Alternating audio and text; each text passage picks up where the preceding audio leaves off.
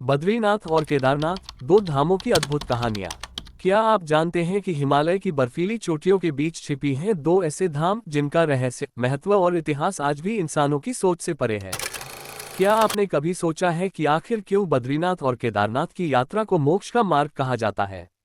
कैसे इन धामों की पौराणिक कहानियां और अद्भुत वास्तुकला वैज्ञानिक और आध्यात्मिक दृष्टि से आज भी रहस्यमयी बनी हुई है?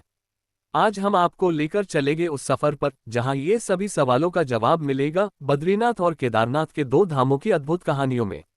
लेकिन क्या आप जानते हैं कि बद्रीनाथ और केदारनाथ के बीच एक ऐसा रहस्य है जो सिर्फ गिने चुने साधुओं और महात्माओं को ही पता है? ये रहस्य आपको चौंका देगा। बने रहिए हमारे साथ इस अद्भुत सफर में। बद्रीनाथ धाम, जो उत्तराखंड के 4 धामों में से एक है, समुद्र तल से 3300 मीटर की ऊंचाई पर स्थित है। ये धाम भगवान विष्णु के बद्री रूप की पूजा के लिए प्रसिद्ध है। लेकिन क्या आप जानते हैं कि बद्रीनाथ धाम का इतिहास लाखों साल पुराना है? कहा जाता है कि स्वयं भगवान विष्णु ने यहाँ तपस्या की थी। हिमालय की ठंडी हवाओं और बर्फीली ऊंचाइयों में भगवान विष्णु ने हजारों सालों तक ध्यान में लीन होकर तपस्या की थी। अब सवाल ये उठता है कि भगवान विष्णु ने इसी जगह को क्यों चुना? इसका उत्तर हमें एक प्राचीन कथा में मिलता है। बद्रीनाथ के पास वह कौन सी घटना हुई थी जिससे भगवान विष्णु का यह अवतार बद्री कहलाया? और कैसे इस धाम का संबंध पांडवों से भी जुड़ा हुआ है? जानिए इस रहस्यमयी कथा में।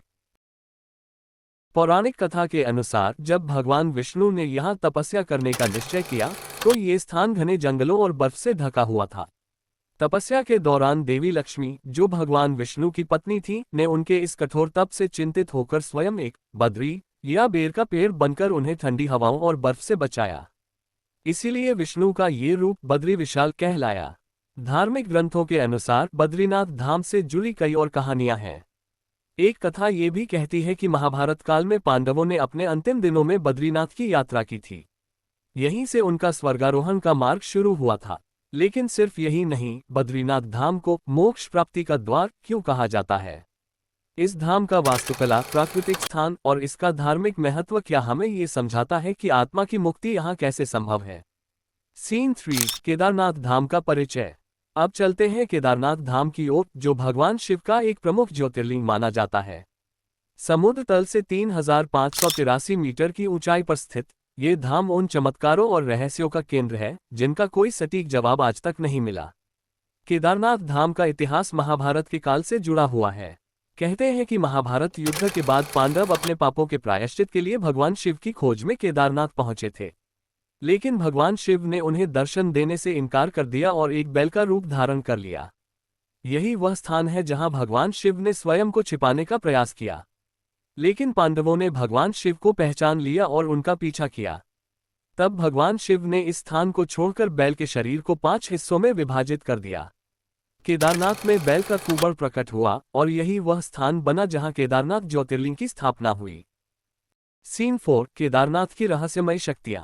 केदारनाथ की एक और दिलचस्प बात यह है कि यह धाम वर्ष के लगभग 6 महीने बर्फ से ढका रहता है और यहाँ कोई मानव गतिविधि संभव नहीं होती।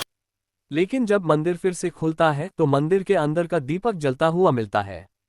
सवाल यह उठता है कि इस ठंड में जब कोई इंसान वहां नहीं होता तब वह दीपक कैसे जलता रहता है? यह एक रहस्य है जिसे आज तक कोई नहीं सुलझा पाया। क्या ये भगवान शिव की चमत्कारी शक्ति है या कोई अन्य रहस्यमयी कारण?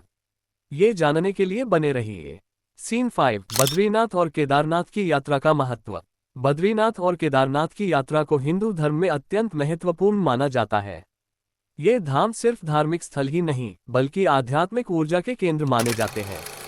यहाँ की यात्रा करने से न केवल व्यक्ति के पाप नष्ट होते हैं बल्कि उसे मोक्ष की प्राप्ति भी हो सकती है। लेकिन क्या आप जानते हैं कि इन धामों की यात्रा सिर्फ शारीरिक नहीं बल्कि मानसिक और आत्मिक रूप से भी चुनौतीपूर्ण होती है? पौराणिक मान्यताओं के अनुसार यहाँ की यात्रा एक साधना है, एक तपस्या है। सीन 6, इन धामों के धार्मिक और वैज्ञानिक पहलू। अब सवाल यह उठता है कि क्या इन धामों का कोई वैज्ञानिक पहलू भी है? आइए जानते हैं। बद्रीनाथ और केदारनाथ के स्थान को भूवैज्ञानिक दृष्टि से बेहद संवेदनशील क्षेत्र माना गया है। कई विशेषज्ञ मानते हैं कि यहाँ की ऊर्जा और जलवायु किसी अदृश्य शक्ति को दर्शाते हैं।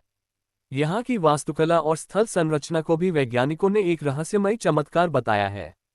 बद्रीनाथ और केदारनाथ दोनों ही धाम न केवल धार्मिक केंद्र हैं, बल्कि आध्यात्मिक शक्ति का केंद्र भी माने जाते हैं।